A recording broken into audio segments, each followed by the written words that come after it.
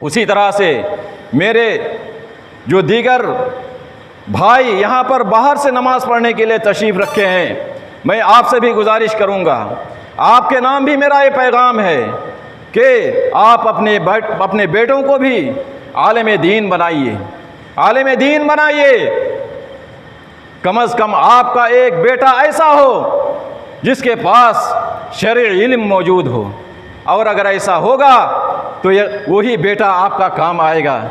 वही एक ऐसा बेटा होगा जिसके लिए आपके लिए जिसके दिल से रब्बिरहमहुमा कमा रब्बयानी सगीरा की सदाएं निकलेगी, दुआएं निकलेंगी, वही बेटा होगा। इसलिए कम से कम अपना एक बेटा ऐसा तैयार कीजिए जो आपके लिए, जिनके दिल से आपके लिए दुआएं निकलें, और जो आपकी नमाज जनाजा पढ़ाने के लिए इमाम बनने के काबिल हो। इस तरह का बेटा कम से कम हर शख्स अपने घर में एक बेटा ज़रूर तैयार करे।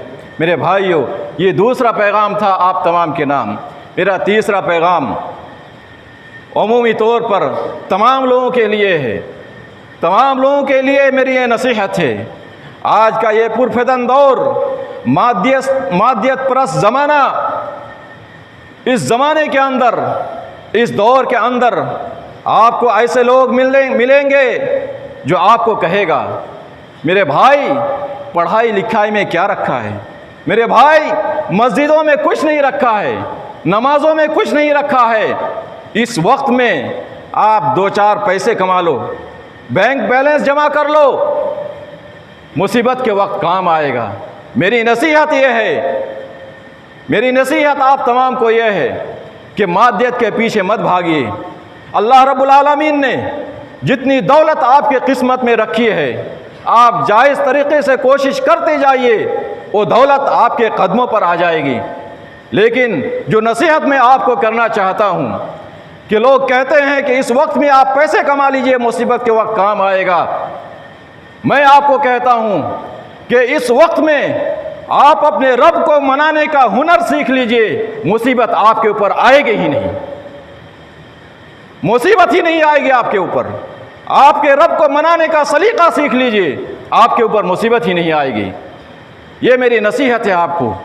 और रब को मनाने का हुनर, अल्लाह रब्बुल आलमीन को की रज़ा का सलीका, रज़ा हासिल करने का सलीका इन्हीं जैसे मदारिस से आपको मिलेगा जहां हम और आप आज बैठे हुए हैं। मेरे भाइयों, इसीलिए मादियत के पीछे या दौलत के पीछे भागने की ज़रूरत नहीं है। अल्लाह रब्बुल आलमीन हमें भूखा नहीं मारेगा। अल्लाह रब्बुल आलमीन ने इसकी ज़मानत ली है, वमा मिन दाब्बतिन फिल अर्द इल्ला अल्लाहि रिज़्क़ुहा। ये ज़मानत अल्लाह रब्बुल आलमीन ने ली है, हमें इसके लिए सोचने की ज़रूरत नहीं है। हम जायज़ तरीक़े से, अल्लाह रब्बुल आलमीन ने उसके जायज़ तरीक़े से ज़िंदगी गुजारने का एक उसूल दिया है हमको। अक़ीम इज़ा नूदिया लिस्सलाति मिन यौमिल जुमुअह फसअू इला ज़िक्रिल्लाह वज़रुल बै ज़ालिकुम खैरुल लकुम इन कुंतुम तअलमून फ़इज़ा क़ुदियतिस्सलाह फ़ंतशिरू फ़िल अर्ज़। रब को मनाने का हुनर सीखो, रब को मनाओ, रब की रज़ा हासिल करो और उसके बाद रोज़ी रोटी की तलाश में निकल जाओ।